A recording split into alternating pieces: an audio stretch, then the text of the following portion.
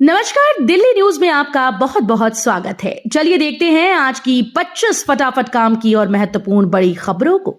पर इससे पहले वीडियो को लाइक करना बिल्कुल न भूलें।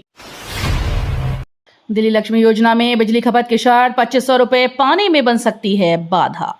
दिल्ली सरकार की दिल्ली लक्ष्मी योजना के तहत महिलाओं को हर महीने 2500 रुपए की आर्थिक सहायता देने का प्रावधान है, लेकिन इस योजना का लाभ लेने के लिए कई पात्रता शर्तें तय की गई। इनमें बिजली खपत से जुड़ी शर्त भी शामिल है, जिसके तहत राज्य ज्यादा बिजली इस्तेमाल करने वाले परिवारों को लाभ से बाहर रखा जा सकता है।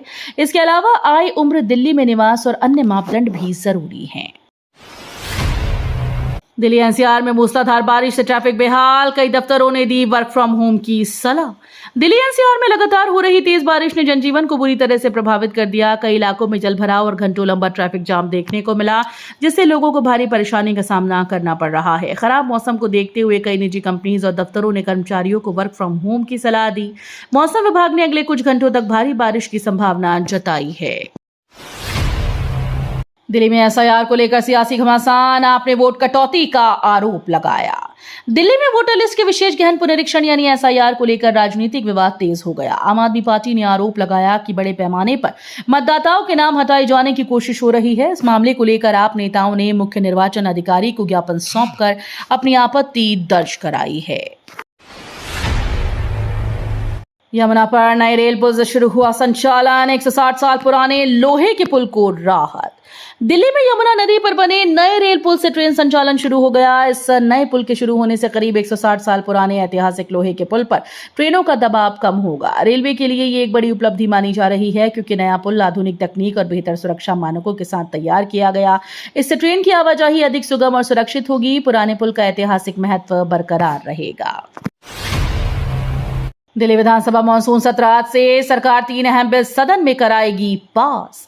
दिल्ली विधानसभा का मानसून सत्र आज से शुरू हो रहा है। 5 दिनों तक चलने वाले इस सत्र में दिल्ली सरकार 3 महत्वपूर्ण विधेयक सदन में पेश करेगी और उन्हें पारित कराने की तैयारी में है। सरकार इन बिलों के जरिए प्रशासनिक व्यवस्था और नीतिगत बदलावों को आगे बढ़ाना चाहती है।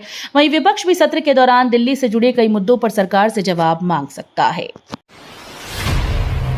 उत्तर बिहार से दिल्ली के लिए रोजाना स्पेशल ट्रेन, यात्रियों को मिलेगी बड़ी राहत और सुविधा।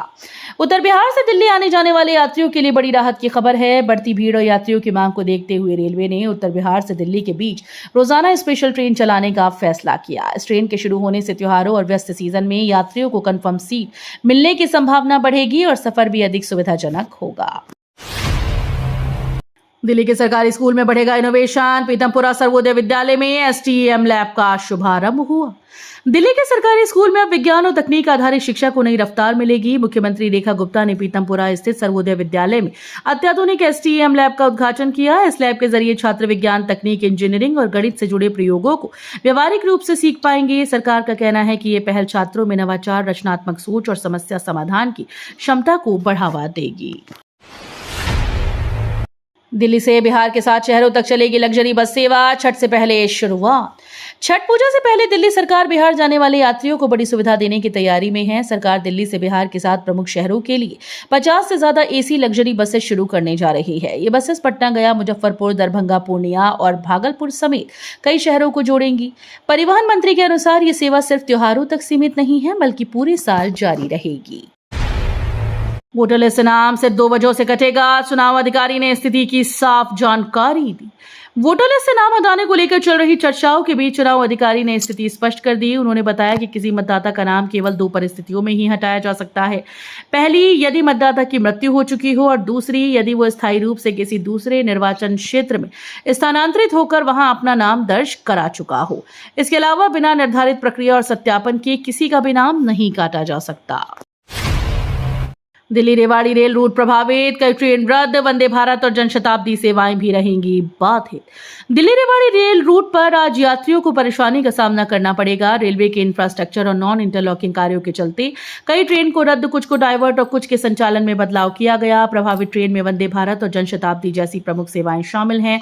रेलवे ने यात्रियों से यात्रा पर निकलने से पहले अपनी ट्रेन का ताजा स्टेटस जांचने की अपील की। इग्नू में दाखिले की अंतिम तारीख बढ़ी, छात्र अब 16 अगस्त तक कर सकेंगे आवेदन। इंदिरा गांधी राष्ट्रीय मुक्त विश्वविद्यालय यानी इग्नू में दाखिले के लिए आवेदन की अंतिम तारीख बढ़ा दी गई। अब इच्छुक छात्र 16 अगस्त तक ऑनलाइन आवेदन कर सकते हैं।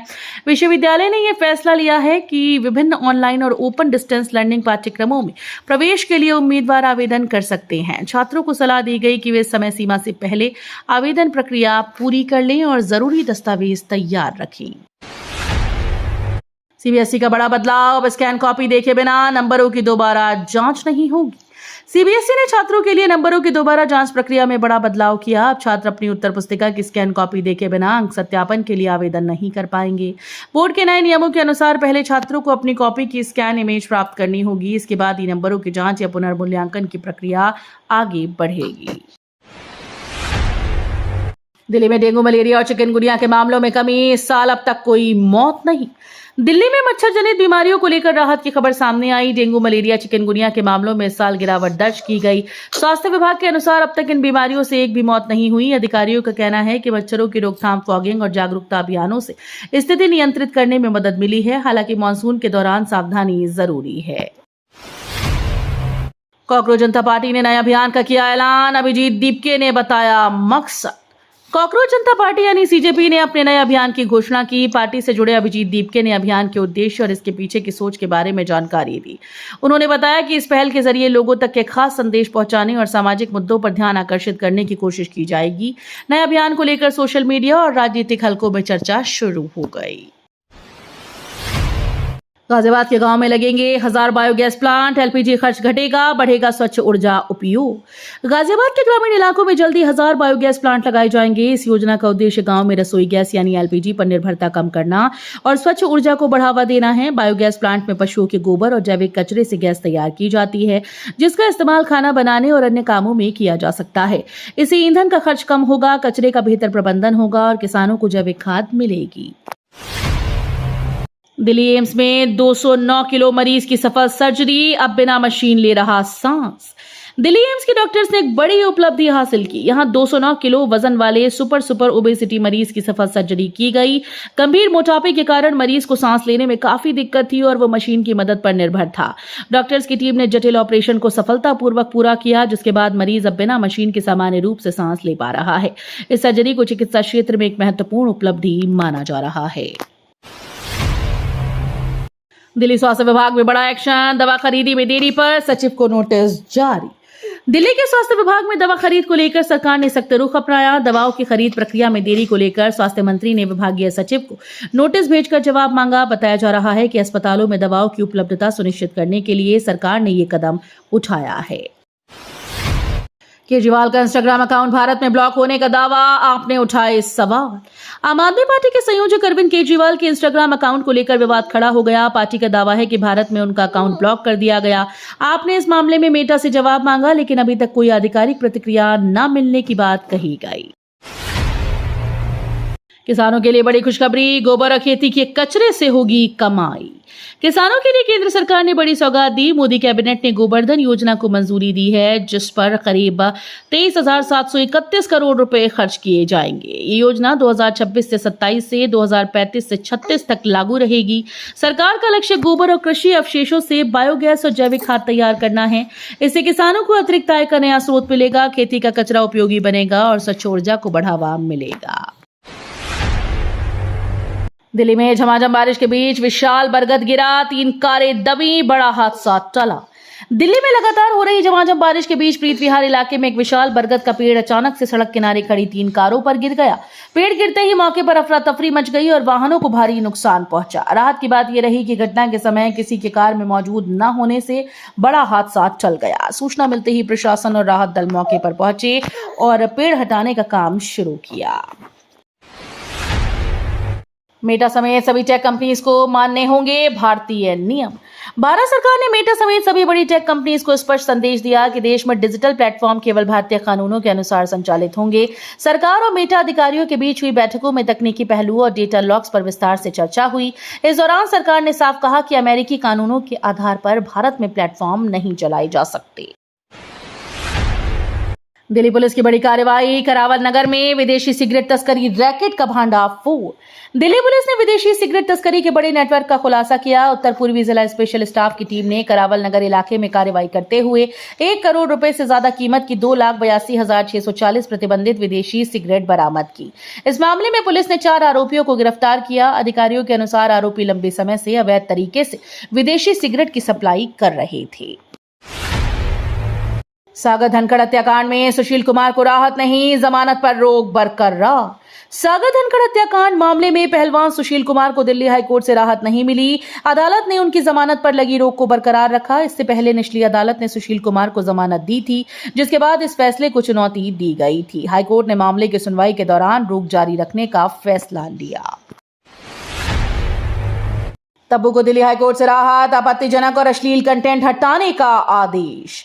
बॉलीवुड अभिनेत्री तब्बू को दिल्ली हाईकोर्ट से बड़ी राहत मिली। कोर्ट ने इंटरनेट पर मौजूद आपत्तिजनक और अश्लील कंटेंट को तुरंत हटाने का आदेश दिया। अभिनेत्री ने अपनी प्रतिष्ठा और निजता को नुकसान पहुंचाने वाले ऐसे कंटेंट के खिलाफ अदालत का रुख किया था। सुनवाई के बाद हाईकोर्ट ने संबंधित पक्षों को निर्देश दिए कि आपत्तिजनक सामग्री को हटाया जाए और भविष्य में इस तरह के कंटेंट के प्रसार पर रोक लगाई जाए। 2026 का अंतिम और सबसे लंबा सूर्य ग्रहण 12 अगस्त को, जानिए भारत में इसका असर। साल 2026 का अंतिम और सबसे लंबा सूर्य ग्रहण 12 अगस्त को लगने जा रहा है। यह खगोलीय घटना विज्ञान और ज्योतिष दोनों ही दृष्टिकोण से बेहद खास मानी जा रही है। भारतीय समय के अनुसार ग्रहण रात 9:04 से शुरू होकर 13 अगस्त के सुबह 4:25 तक चलेगा। रात में होने के कारण यह सूर्य ग्रहण भारत में दिखाई नहीं देगा। तो ये थी आज की बड़ी खबरें। रोजाना ऐसे ही सबसे पहले अपडेट पाने के लिए चैनल को सब्सक्राइब करना बिल्कुल न भूलें। धन्यवाद।